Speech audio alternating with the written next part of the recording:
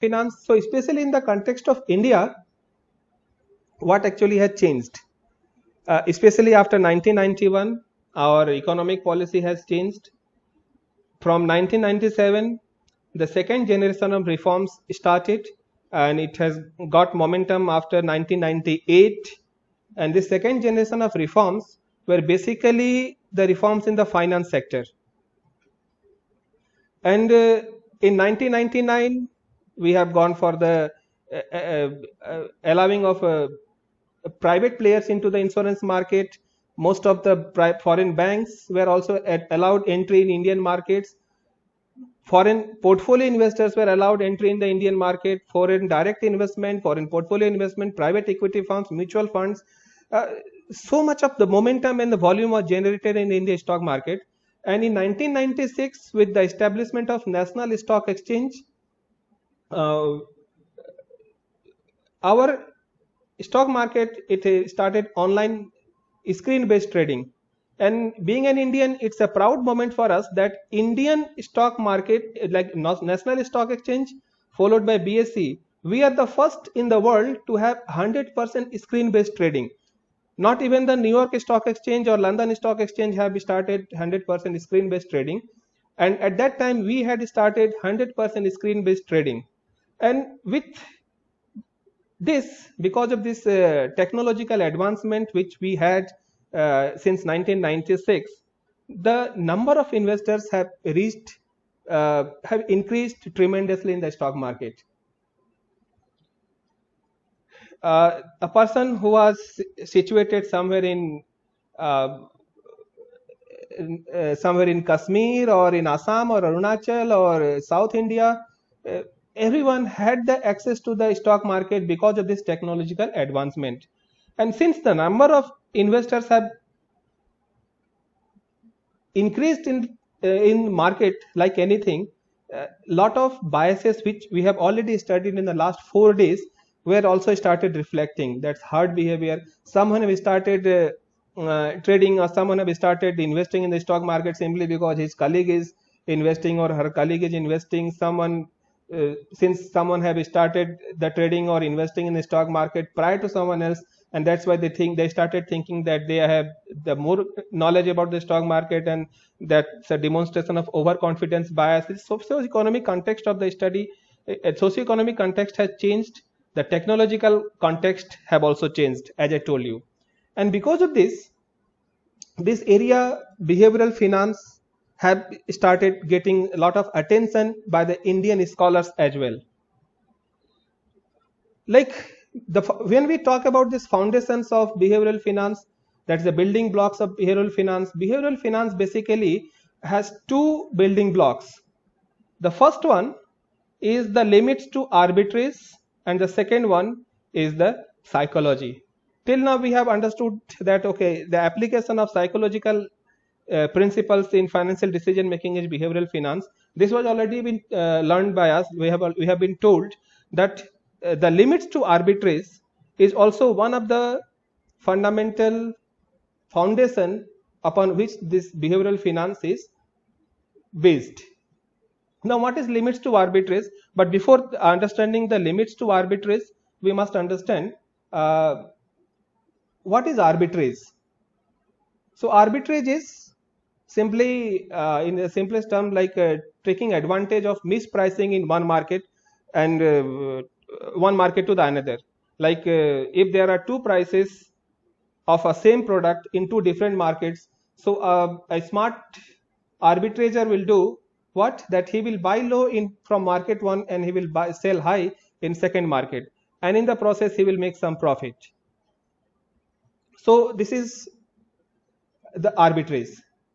So arbitrage is the practice of taking advantage of a price differential between two or more markets, and the profit of the arbitrager is the difference between the two market prices.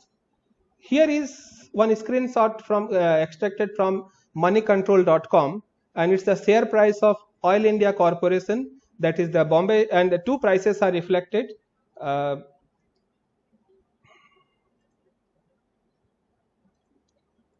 so this one, like in Bombay Stock Exchange, the price is 161.7, and in the National Stock Exchange the price is 161.7.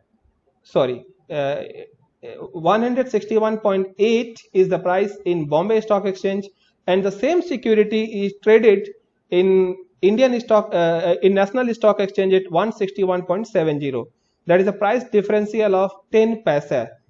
So a smart investor or a smart trader, what he can do or she can do, that he will buy or she will buy from National Stock Exchange at a price of 161.70, and immediately the same security will be sold, offloaded in Bombay Stock Exchange at 161.80, and in the process he or she will make a profit of 10 paisa per security. That is the riskless profit he will be earning or she will be earning.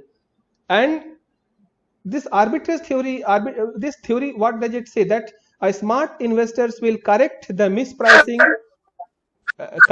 Hello, someone have unmuted their mic. Please mute. It's creating a lot of noise. Yeah. So a smart investor or a smart market player, what he will do, that he will buy from one market and sell it in another market, and in the process the prices will attain its equilibrium. Means there in the long run there won't be any difference in the prices between one market to the another prices, meaning thereby that arbitrage opportunity exists only for a very short period of time. This is the theory. The theory is saying this. And see, after some time the same security, just a few minutes back, see, this is on April 23 at 11:29. This is the price, and April 23, this is the screenshot taken at 12:27. After a gap of almost 1 hour, the prices are exactly equal. That is 161.7 and 161.7. Means the arbitragers have corrected the mispricing made because of the some irrational traders or less rational traders in the market, and ultimately the market has attained equilibrium. But the question is, we are the basic foundation of behavioral finance, what we have stated, that there is a limit to arbitrage. This theoretically this is all right, but practically is it possible that to buy from NSE and sell it in BSE? In India this is not possible. So there is one limitation itself, that the first limitation itself is that the regulators are not allowing this arbitrage opportunity to happen freely. In India this is not allowed. In India this buying from one market and selling it in another market is allowed only in case of futures, and in commodity market this is applicable, but not in the stock market. So this is the first limitation. So what we say, that arbitrage, it does not involve any negative cash flow, as we have seen that simply one will be buying from one market and immediately that commodity will be sold in the another market at any probabilistic or temporal state. Rather, it involves at least one positive cash flow. Okay, but there is a limit to arbitrage. Now what is that limit? The first limit itself is posed by the regulator. Second limit is the efficient market hypothesis. When a trader is saying that, or investor is saying that the IOC is priced 161.70 in Bombay Stock Exchange, and what the efficient market hypothesis says, that the prices reflects all the available informations.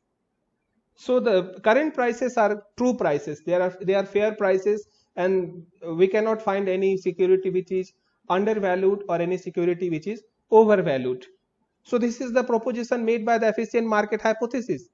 So the first limitation itself is that efficient market hypothesis. So a trader who is sitting in the National Stock Exchange, assuming that this is allowed, that selling from one market and buying from one market and selling in another market is allowed by the regulators. Like in India this is not allowed, but in many countries this is allowed. In USA it is allowed.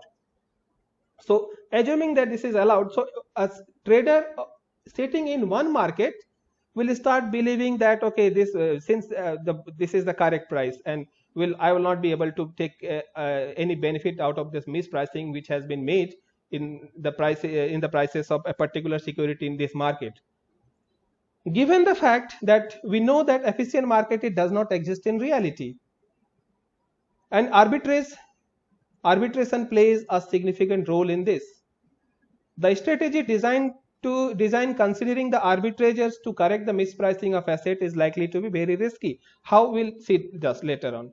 Market participants started to believe that something fundamentally wrong with the security that drag its price down, or something fundamentally strong with the security that has taken its price up in the market. And due to the fear of its further falling, the investors used to sell those security instead of buying it, though rational calculation may suggest that a stock is underpriced. Now the question is, can arbitrage opportunities exist? Yes, but the real world arbitrage is always risky. Contrary to the definition that arbitrage always involves riskless cash flow, but actually the arbitrage opportunity is very risky and no riskless hedge for the arbitrager. Arbitrager faces the noise trader risk. Now we'll explain what is noise trader risk. And the securities like arbitrage opportunity, one is that try to identify two securities or more securities which are close substitute of each other, and fundamentally identical assets may not sell at the identical prices. So now come to this close substitute of each other.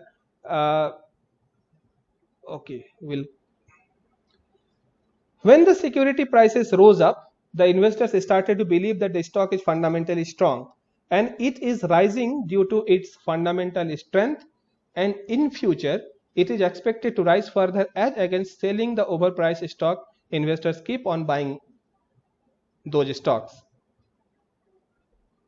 Now why arbitrager is doing this? And there are certain risks, as I told you that there are certain risks which arbitrators are exposed to. So this first risk is the fundamental risk. Fundamental risk is the exposure to loss from a situation affecting a large group of people, like corona. Because of this corona, stock market has fallen from 41,000 to 25,000, and here whosoever will be the arbitrager and howsoever smart he is or she is, everybody is exposed to that risk, and everybody has burned the heat, and everybody have burned their hands in this the stock market crash from 41,000 to 25,000, almost 16,000 crash. So this natural phenomena such as earthquake, flood, hurricane, or social phenomena such as inflation, unemployment, and war, this type of risk is the fundamental risk, and arbitrager is also exposed to this kind of risk. So even though he is trying to buy some security, or he has bought some security that he will be selling it in some other market, but in other market also that security might have fallen because of this fundamental risk. It's not that like IOC is falling only in Bombay Stock Exchange, it's not falling in the National Stock Exchange. It is falling in all the markets, and he is all and he have made investment in that particular stock. Definitely he will be losing that some significant chunk of his investment. Another limitation of this arbitrage, these are the two companies, Oil India Limited and Indian Oil Corporation. Now theoretically these two companies are close substitute of each other. Why? Those friends who are not directly who are not knowing this petroleum industry, you must be knowing that this Oil India Limited is an upstream company. Means the Oil India Limited's job is to extract crude oil, explore crude oil from earth, and then Oil India Limited will sell this crude oil to Indian Oil Corporation. So exploration and transportation of crude oil is the job of Oil India Limited, and now this crude oil is sold to the Indian Oil Corporation. Means Oil India Limited in a supply chain, Oil India Limited is the supplier to IOCL, and IOCL's job is IOCL have its own refineries. It refines the crude oil and then sell it to the customers in the market. Means the refining and marketing part is done by the Indian Oil Corporation, and exploration and transportation part is done by this Oil India Limited. Now if crude oil prices are going high, then who will be benefited? Because there is an MOU between the Oil India Limited and the government of India and other companies, that Oil India Limited will transfer its crude oil this finished product to the refining companies at the international prices. Now, if at international level the crude oil prices has gone high, then Oil India Limited will be transferring the same crude oil, will be selling the same crude oil to IOC at a higher price, and meaning thereby IOC's cost of production will go up, and consequently IOC will be making not so much of the profit because of its cost of production has gone up, and simply because its cost of production has gone high, IOC's profit will be reduced significantly, and Oil India Limited's profit will be drastically high. And if suppose crude oil prices starts falling, then Oil India Limited's selling price will fall, meaning thereby that Oil India Limited's profit will reduce substantially. But on the other hand, Indian Oil Corporation, it will be able to make more profit because its cost of production will be significantly lowered because of its low input prices. Thus, we can say that there are other factors also, but suppose if these are the two things only, that Oil India Limited and Indian Oil Corporation, these are the two companies which are close substitute, these are the two securities which are negatively correlated and a close substitute of each other, then fall in one prices may lead to the increase in the prices of other stocks, and increase in other prices may lead to the fall in the prices of other stock. But here on the same day, May 23, 10.07, this is just see the timing, both the stocks are falling. Oil India Limited is also falling, IOC is also falling. Why? Because it might be there that there might be some fundamental risk associated with the economy at that particular moment of time, and all the stocks are falling. So one cannot say that I am holding a close substitute of this security, one security, and so when one security will be falling, I will be selling, I will be making good the profit loss that I am incurring in one security by selling some other security. So the fundamental risk faced by an arbitrager is the price of bad news about the stock's fundamental value. As we have seen, in case of Oil India Limited and Indian Oil Corporation, the price of bad news we have seen, and it results into further fall in the prices of stock prices, which eventually lead to losses.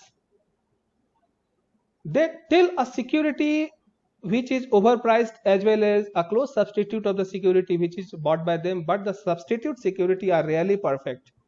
As we have seen in case of this example of Oil India Limited and IOC, this substitute securities are rarely available and they are rarely perfect substitute of each other. So this is the first limit to the arbitrage.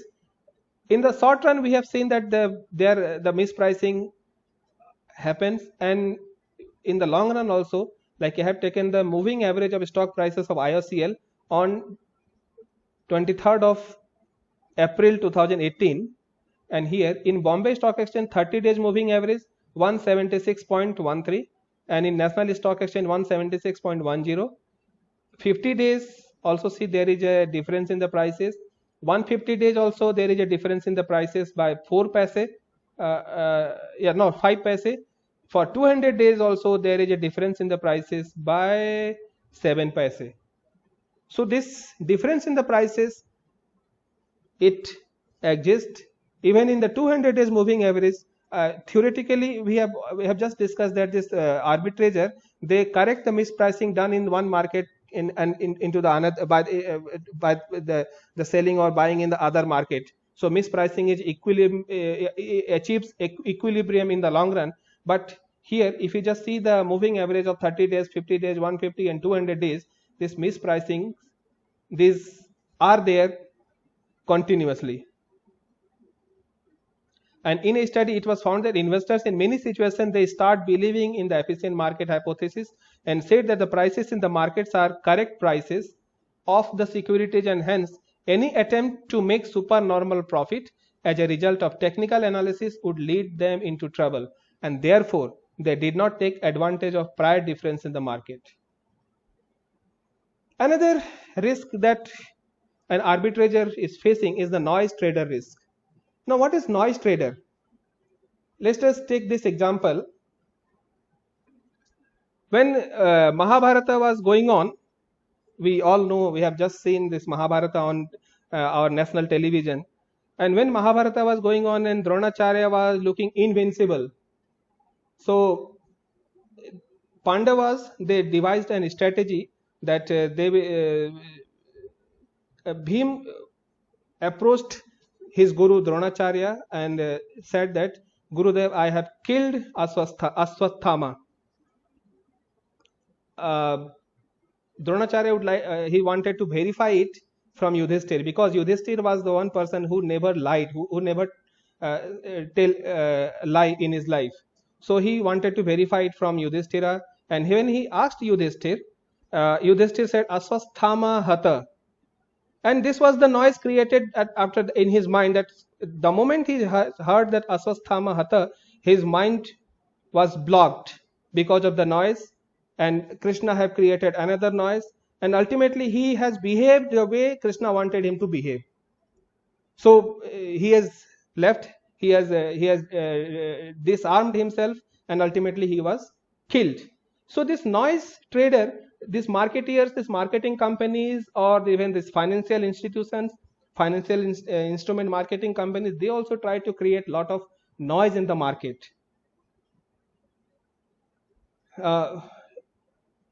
In our day-to-day life also, we have seen lot of noise. There are certain things which are the result of some marketing and some propaganda done by some of the companies or some people, and ultimately we started to believe, and the moment we hear that particular term, our mind is blocked, that okay, this might be true.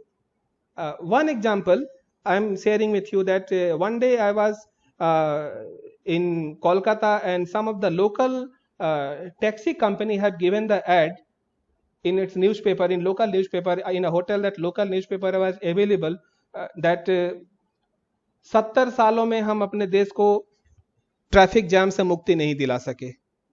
So now you come and use this taxi service, so you will ultimately you will be a responsible citizen, and you will be helping this city to get out of this traffic jam. Now, the moment you hear the term 70 saal, the 70 saal is a kind of phrase coined by some of the marketeers, and this is applicable for all the situations. 70 साल से ये नहीं हुआ, 70 साल से वो नहीं हुआ, and the moment 70 साल से विकास नहीं हुआ. When Modi ji said in the year 2019, when Modi ji was saying that 70 साल से हमारे देश का कोई विकास नहीं हुआ, so वो 70 साल में अपने भी 5 साल उन्होंने जोड़ ली उसमें. 70 साल से कोई विकास नहीं हुआ. So now my friend, just to tell me that this traffic jam, is it really a problem of 70 saal, 70 years? In 1997, we have also seen a movie like Raja Hindustani, where hero जो एक शहर से दूसरे शहर में पूरा गाना गाते हुए चला जाता है कि आए हो मेरी जिंदगी में तुम बहार बन के, and there is no traffic jam at all. But this traffic jam problem is created in the last 1.5 decade only. But the moment we hear the term 70 saal, we are accustomed to, our mind starts behaving in a certain way. So that is actually a noise created by some industry. So noise trader, who is a noise trader? Noise trader is a kind of investor found in the stock market who makes decision regarding the buy and sell of securities without the use of fundamental data. They have very poor market timing, they have a very poor market understanding, and they follow trends. They just behave in herds. They overreact to the good news, overreact to the bad news in the market. So higher the volatility in the market, prices for particular security, the greater the associated noise trader risk. Security prices are underpriced primarily due to the behavior of the pessimistic investors. There are some pessimistic investors who will always drag down the security prices, and there will be some optimistic investors who will always try to drag up the security prices. And arbitrageurs have a very short range horizon rather than a long term horizon. In a study it was found that most of these arbitrageurs have a very short run horizon. their vision is only for a few days only. They are not able to see the long picture. When investment opportunities are most attractive and there is a good opportunity to buy, the arbitrager have to sell the securities. Now, when it comes to the short run and long run, this efficient market, if you just consider the daily data of a stock market or any security prices or any asset prices, we'll find that the markets are not efficient because the security prices or the asset prices are not moving randomly. Rather, they are following certain trend. But if we consider the stock return, say monthly return or quarterly or half yearly return, we'll find that the stock returns of longer durations, they are moving randomly. Means in the long run there is efficiency, the markets are efficient, but not in the short run. But here in this context, in the context of arbitrageurs, they have a very short run horizons. So in the short run, they have a very myopic view. Another example of this noise trader, one of my friend, he told that I have invested in GVK Power Limited. I told him what this company is all about. He said that this company is in power sector, and since Modi government came into power and this government is giving so much emphasis on power generation and power, so this company will definitely do good in future, and that's why he has invested in this GVK Power Limited. And after some time he came to me and he said, I have bought this securities of GVK Power Limited, but now this security is not going up and it's continuously coming down. Now this is a noise, that power sector, whatsoever companies are there in the power sector, they will be doing good. That's a noise. A company is not doing good simply because it belongs to a particular sector. A company will do good, a business will do good, a firm will do good not because that simply because it is belonging to a particular sector, but it will do good because it has a good management, it has a good it has a good vision, its fundamentals are very strong, it has a good contracts, it is getting a good customers, and then this company will do good.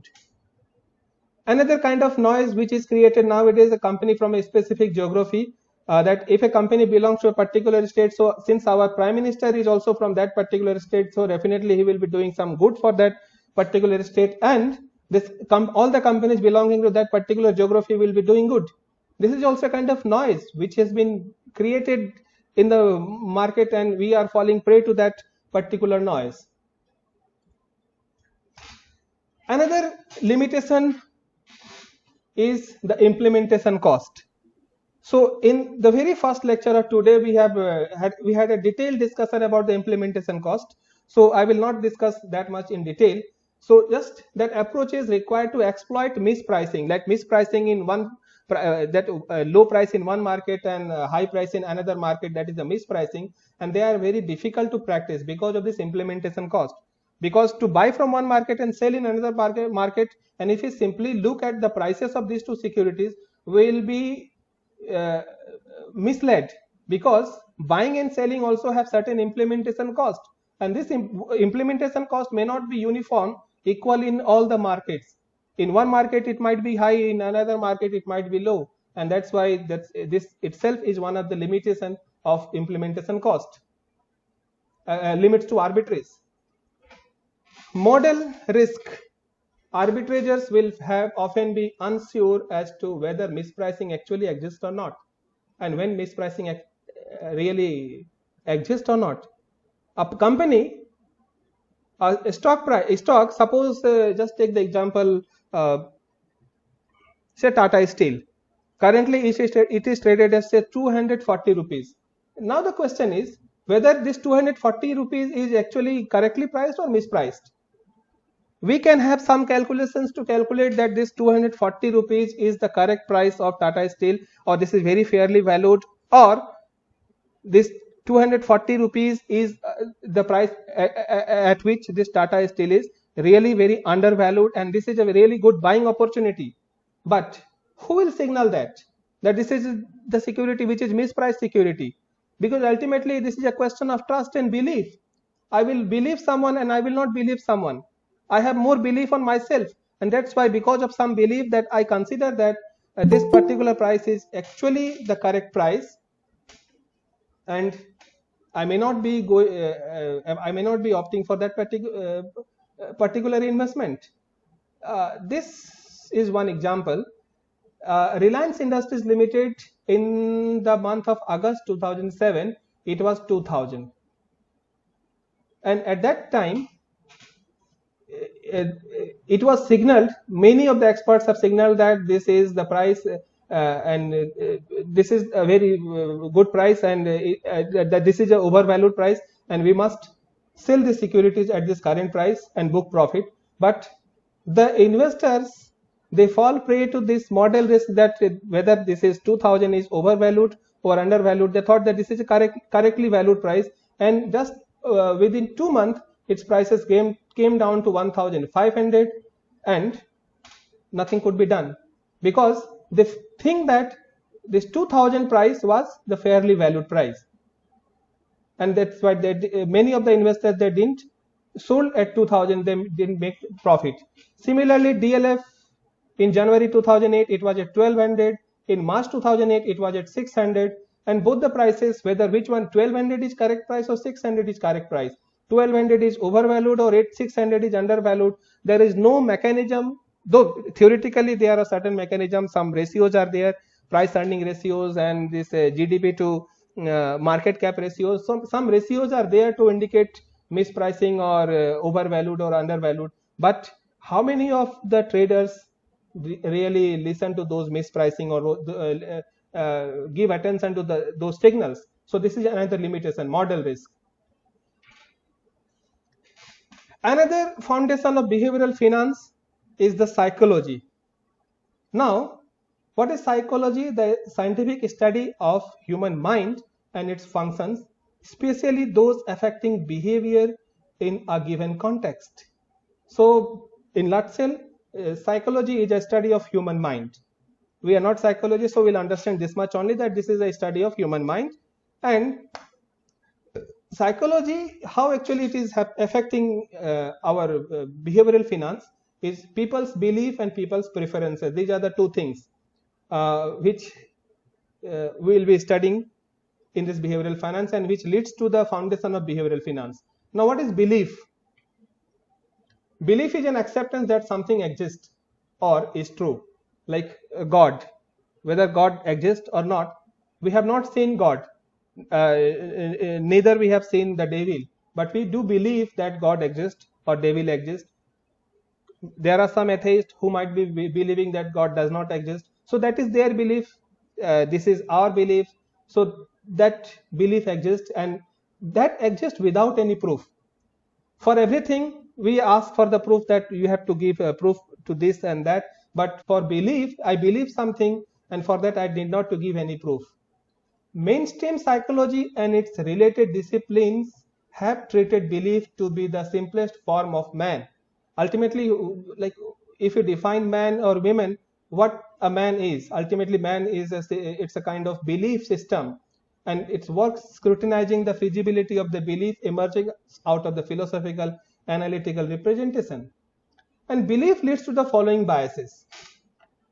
Now, most of the biases we have already discussed in the last 3+ days. So we'll just have a quick recap of all those biases. That is overconfidence, optimism and wishful thinking, representativeness, conservatism, confirmation bias, anchoring, and memory bias. Let us have a quick recap of this. Overconfidence bias, that people normally they are overconfident in their abilities to estimate probabilities, but people poorly estimate probabilities, and it is found in a study that events thought to occur certainly, people have the tendency to this thing will happen 100% of the time, definitely this will happen, and that particular event actually happens only 80% of the time. And on the other hand, the events people consider them impossible to occur, that हम लोग बोलते हैं ना कि this definitely it cannot happen, and that also occurs 20% of the time. People poorly assign confidence interval to their estimates, that at 98% confidence interval, the true quantity belongs only to 60% of the time. Overconfident investors, traders tend to believe that they are better than the others and at choosing the best stocks and best times to enter exit a position, and unfortunately found that the traders that conducted the most trades tended on average to receive significantly lower yields than the market. Another is the optimism and wishful thinking. Optimism and wishful thinking that this will not happen to me. Every day some of the advertisement is being shown on the electronic media, and it is being given in the print media, that like in mutual fund is giving that one should not enter into mutual fund investment until and unless he or she is properly able to understand the risk and handle and manage the risk. But still people are entering into the market, people are doing some adventure because they think that someone has lost money, this will not happen to me. Every day some markets are crashing, but still there are some new investors entering into the market on the belief, on the wishful thinking that this will not happen to me.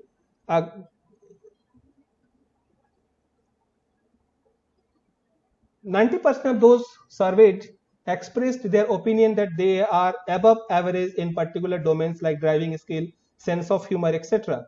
That the very first question I think Dr. Habib have asked each one of you. So this is also actually has taken from one of the survey, and they found that people predicted the completion of a task much sooner than is actually realized. Wishful thinking, even though we being an Indian, we know that this particular task I will not be able to reach at a particular place say not lesser than 1 hour time, but we say that 5 minutes mein aa jayenge. It will take 1 second only, but really actually does it take actually 1 second or 5 minutes? It takes much time, but we actually predict the completion of a task much sooner than is actually realized. This is another photograph of wishful thinking. Corona, everything is being broadcasted in the newspaper that stay home, maintain social distancing, use mask and don't go out, stay home. But still lots of people are in the market. This is a photograph taken from the BBC, and what is that? Each one of these people are actually a victim of wishful thinking that Corona will not catch us.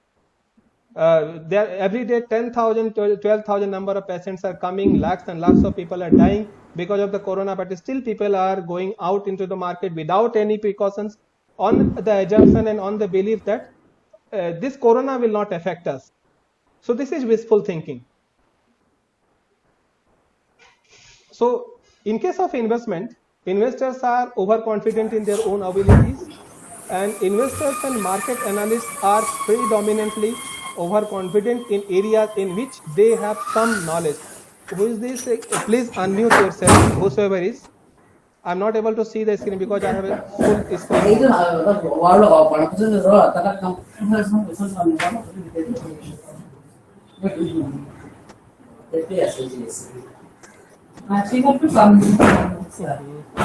Investors and market analysts are predominantly